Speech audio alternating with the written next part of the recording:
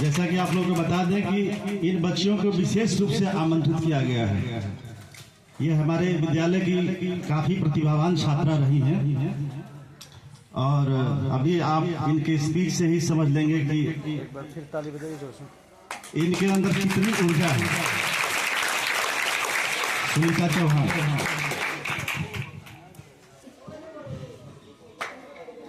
मैं आप सभी को दिल से धन्यवाद देना चाहती हूँ कि आप लोगों ने मुझे अपने मंच पे मुझे कुछ कहने का अवसर दिया, इसलिए आप सभी को दिल से धन्यवाद देती हूँ। अगर आप भी एक बेटी हैं और आपके साथ भी ऐसा होता है तो एक बेटी की पुकार अवश्य सुने। माँ, मुझे मत मारो, माँ मुझे जीवित रहने दो, मुझे एक मौका तो दो, आप आवाज तो उठाओ माँ, आप पे कुछ कोई नहीं बोलेगा, आप एक बार आवाज तो उठाओ। ऐसे पुकार करती हैं बेटियां, पर कुछ शख्स ऐसे होते हैं जो अपने ख्वाहिश के लिए, अपने हित के लिए बेटियों को दुख को नहीं समझते हैं और बेटियों को भ्रूण हत्या कर देते हैं, उनको गर्भ में ही मार देते हैं, उन्हें एक मौका तक नहीं देते अपने जीवन का निर्माण करने के लिए।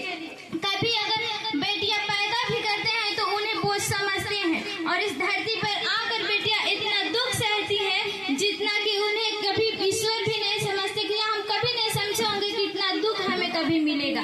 इतना दुख देते हैं ये जमाना। कभी लड़कियां अकेले सड़कों पे नहीं जाएगी, रात में कभी अकेले नहीं जाएगी, तो फिर समझिए ना कि लड़कियां कहाँ सुरक्षित है। बिहार के एक स्कूल में खुद मास्टर ने ही लड़कियों के साथ छेड़छाड़ किया है, तो बताइए जब विद्यालय में ऐसे हो रहा है तो लड़कियां कहाँ है सुरक्षित। हमारे नजरों से कहीं लड़कियां सुरक्षित नहीं है और अगर लड़कियां खुद ऐसे गिरे हुए हरकतें करेंगी ना तो कभी सुरक्षित नहीं रह पाएंगे। अगर ये खुद कदम नहीं उठाती है, बूंद बूंद से ही तालाब भरता है, अगर हम खुद कदम उठाए ना तो इतिहास गवाह है कि छोटे से कोशिश से ही हम बड़ा कुछ कर सकते हैं। अगर हम करके देखें तो ईश्वर को भी प्राप्त कर सकते हैं। तो छोटा से छोटा भी कार्य बड़ा लगने लगता है जब हम कोशिश नहीं करते। जब कोशिश करते हैं तो बड़ा भी कार्य हमें आसान लगता है। इस बात से ही आप समझिए ना कि हम क्या नहीं कर सकते हैं। जब भी कुछ बड़ा देना हो तो लड़कों को दिया जाता है, क्यों लड़कियों को क्यों नहीं दिया जाता है।